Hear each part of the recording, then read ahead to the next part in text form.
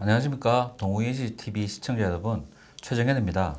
네, 안녕하십니까. 임성수입니다. 너무 오랜만에 나오신 거 아니에요?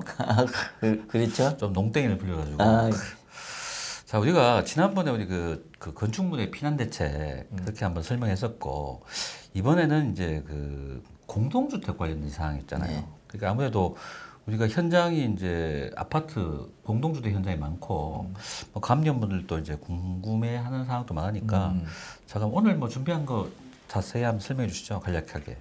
예, 공동주택의 피난 대책 중에서 우리가 아파트 세대 내부에 설치되는 대피 공간과 고층 건축물에 적용되는 피난 안전구역이 있는데, 먼저 오늘 이 시간에서는 대피 공간에 대해서 이야기하고자 합니다. 아, 요즘 아파트에 거의 대피 공간이 있죠, 예, 그죠? 예. 저희 집은 좀 구축이라 가지고 없어요. 근데 이제 그 이런 대피 공간의 어떤 기능, 예. 이게 어떤 공간인지 그런 예. 걸 좀 한번 이야기할 필요가 있을 것 같아요. 아, 예. 지난 시간 우리가 계단을 공부할 때 청당 4세대 이하인 공동주택은 직통 계단이 2개에서 설치가 면제된다고 했지 않습니까? 그런데 우리가 대부분의 계단식 아파트 같은 경우는 계단이 1개밖에 없습니다. 그래서 아파트 내부에 화재가 발생하는 경우에 우리가 현관등이 막혀가지고 외부로 피난이 어려울 수가 있습니다. 그래서 이때 제실자가 잠시 우리가 피신하여 외부에 탈출을 위해 안전한 공간이 필요한데, 이 공간이 대피 공간입니다.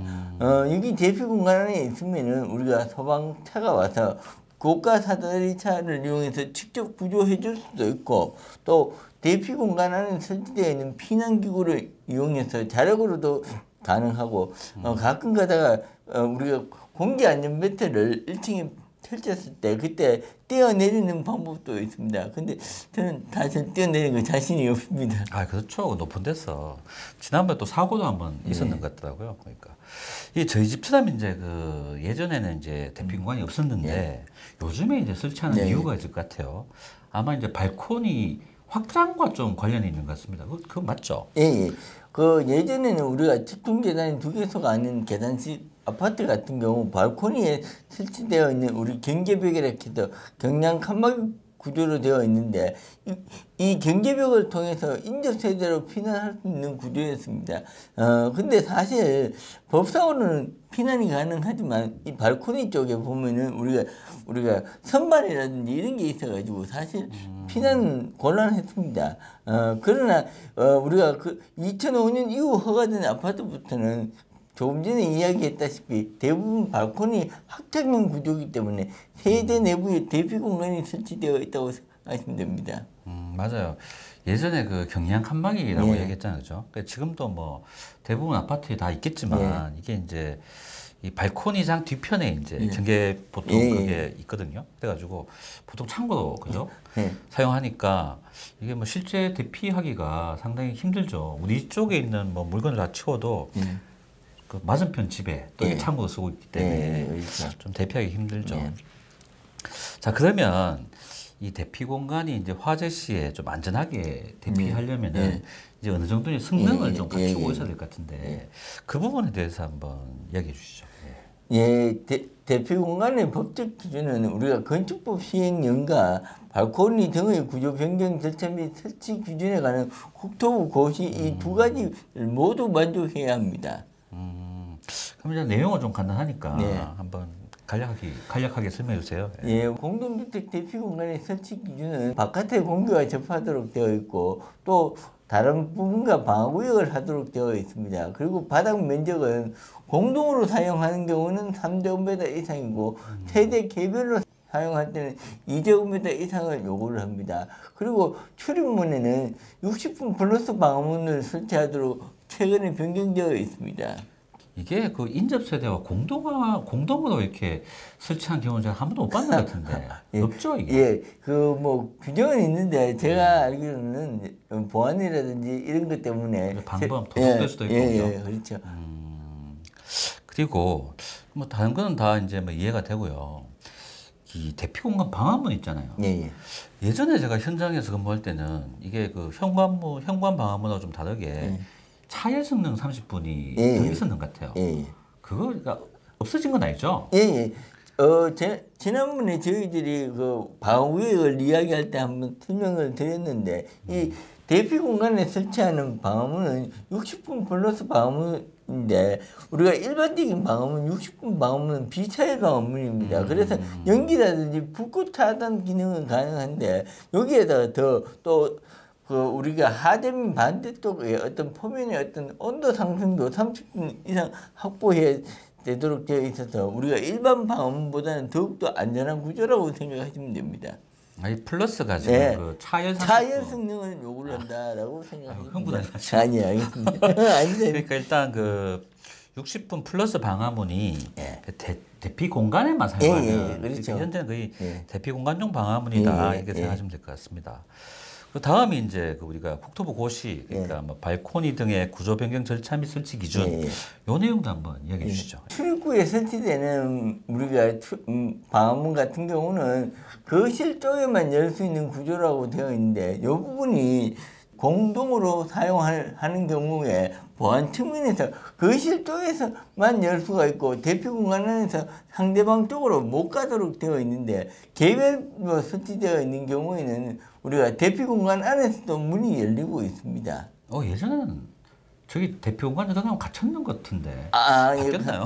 그게 아니라 네. 지금 설치되는 거는 그 조금 전에 이야기했다시피 갇힐 수가 있다 보니까 대피 공간 안에서도 열 수 있도록 되어 있습니다. 그게 맞겠죠. 그리고 대피 공간임을 알 수 있는 표지판도 설치를 해야 되고 또 대피 공간을 향해서 열리도록 되어 있습니다. 또 우리가 한때 이 방화문에 도어클로즈를 설치하라는 문구가 없다는 이유 때문에 도어클로즈가 제외된 경우가 있는데 2018년도 이후에 국토부에서 지침으로 무조건 설치하라고 이야기했습니다. 어떻게 보면 당연한데 또 이렇게 또 법적으로 설치하는 문구가 없다는 이유로 설치하는 그런 일부 현장이 있었습니다. 원래 뭐 방화문 쪽에 원래 항상 닫힌 구조 유지해야 그렇죠. 되니까. 벽체는 1시간 이상의 내화 성능을 요구를 하고 또 내부 마감 재료는 준불연제 또는 불연제를 사용하여야 합니다. 그리고 외기가 기방되어 있어야 하고 창호를 설치하는 경우에는 폭이 0.7m 이상, 높이가 1m 이상 확보되어야 합니다. 이때 구조체에 고정되는 탕털 부분은 제외한 유효폭 개념으로 되어 있습니다. 이게 창호의 폭이 좀 많이 많더라고요. 보통은 이제 일부 아파트 보면 이 4층부터는 이제 이게 대피 공간 적용을 하니까 이 여닫이로 많이 했어요. 근데 여기서 여기서 여닫이 이거 우리가 이제 창호 이게 보면은 이게 잘 묻으면 안 열려요. 그렇죠. 열기가 어렵죠. 예전에 이제 제가 현장에서 이 창호 여는 법이 동영상 찍은 게 있거든. 그걸 먼저 한번 보시죠. 대부분의 입주자들이 이 튀는 대피 공간에 달려있는 이 창호에 대해서 개방을 할지 모르는 사람이 대부분이에요. 왜냐하면 이렇게 열려고 보면은 밑에 하방 부분에 어떤 고리가 있어가지고 안 열리거든요. 그렇다고 오른쪽 문이 열리는 것도 아니에요. 그러면 뭐 어떻게 뭐 급하게 어떻게 다른 생각은 갖지 마시고 당긴 상태에서 하부 고리를 살짝 밀면 이렇게 왼쪽 문이 열리겠지요. 그리고 다시 우측을 밀면 안 열립니다, 절대. 그럼 우측에 보면은 이렇게 레바가 있습니다. 이 레바를 바깥으로 밀고 창문을 열면은 열리죠. 그러면 하부에서 어떤 비상사다리가 여기 걸친 상태에서 아니면 왕관계를 이용해 탈출하든지 이 상태가 돼야지 이 어떤 문의 어떤 개부분을 만족하는 겁니다.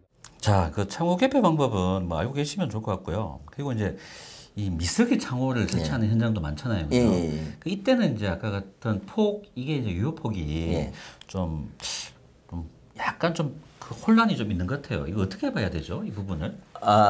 우리가 이 미세기장 창문을 열고 그 폭만 기준으로 봐야 할지 아니면은 우리가 창문을 두 짝을 모두 드러내고 난 뒤에 그때 그 폭을 0.7m 이상을 확보해야 되는지 좀 명확하지 않은데 국토교통부에서는 우리가 이 개방을 한 뒤에 그 폭이 나오면은 가능하다라고 되어 있는데 개방이 뭐예요? 개방? 우리 창틀을 드러내는 거죠. 창틀을 드러낸다고요?